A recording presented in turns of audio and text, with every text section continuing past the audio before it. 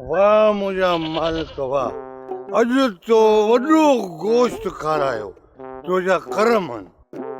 छा त गोश्त खाधो त ईद थी वई मवारनि जी। वञ यार बशू, हक़ीक़त इहा थी यार मावारा त मां त मालिक खे चवां थो त हर 6 महीने कंहिं न कंहिं वॾेरे खे प्यालो खाराए त असां गोश्त खाई वतऊं ॾाठा।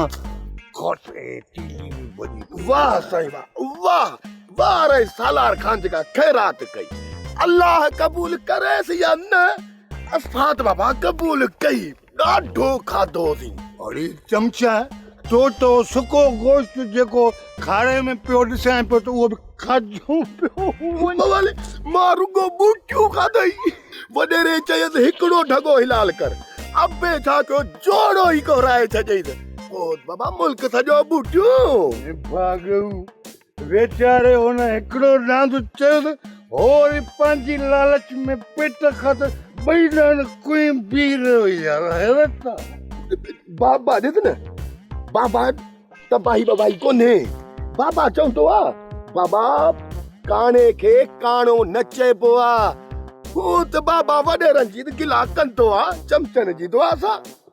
अरे ठहियो मियां हुन वॾेरे हुन ते एतमाद रखी चुचो माण्हू सम्झी हुनखे हिकिड़ो ॾांहुं ॾिनई, बाग़ मां ॿियो ॾांहुं छाजे लाइ काए जी पुठे रुगो पंहिंजे पेट जी ओजरूं बि खयूं पियो वञे पिणे। तबाही न आहे त ॿियो छा आहे? बाबा हाणे तोखे ख़बर आहे न, हाणे असां 2-3 ॾींहं इहो गोश्त असांखे खाइणो आहे न, हाणे पंथ बि कोन थो पुॼे बशू, पेट फुल्ला, टेक्टर बि कोन थो अचे न, हिते हलूं चमचनि जी दुआ सां। Nonsense uneducated person U. खाधी तो खाधी, हली को हाणे टिकी फोटो बि खाऊं, गड़बड़ न थिए। हलिया हलंदो बशू।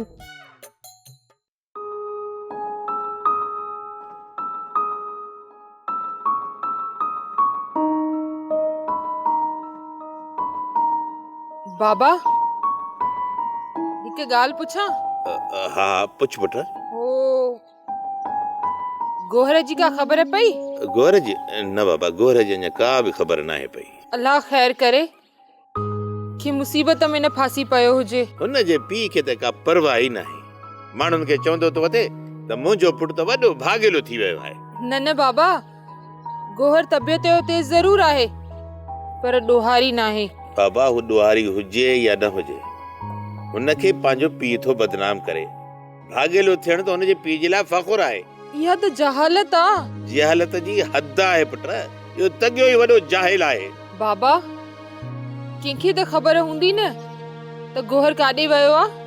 हा रेस सालार खे ज़रूर ख़बर हूंदी, छो त गोहर सॼो ॾींहुं हुनजे पोयां हलंदो आहे।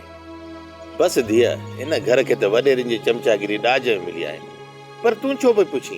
मां त ईअं ई पई पुछां बाबा। ॿी चांहि खणी अचां?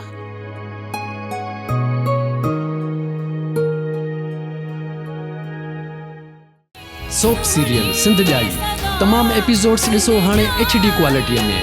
विज़िट करियो असांजो YouTube channel Sindh TV HD drama. Subscribe कयो असांजो official YouTube channel Sindh TV HD drama ऐं वधीक अपडेट लाइ बेल आइकन खे क्लिक करियो।